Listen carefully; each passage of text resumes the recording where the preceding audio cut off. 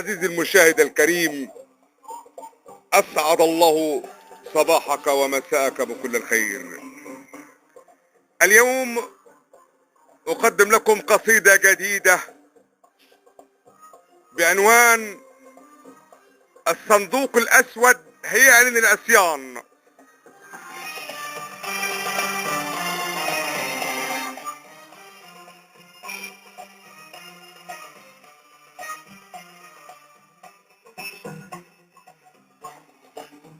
يا بايعين الوطن، هو الوطن يتخان؟ ليه بعتم حبايبكم بأرخص الأثمان؟ لا هم بيعة ولا ثروة ولا حتى هي تجارة، ومش هيفيد الكذب، كفاية شرب مرارة.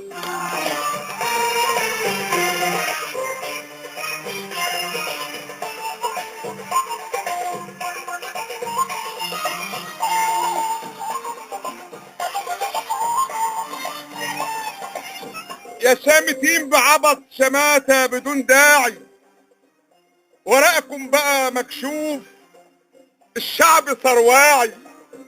بعتوا الترام للناس فاكريننا مغفلين. انفخ في النار يا شاطر، شوف الشاري مين.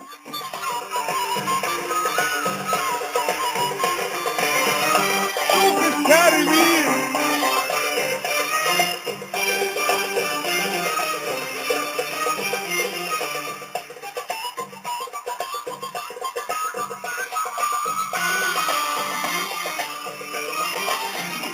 يا بايعين الوطن، كل البشر هيهج، وان كان طبعك كده استقبل يا اخويا وعد بالمقلوب. يمكن يوم تعود ايام الهنا والود.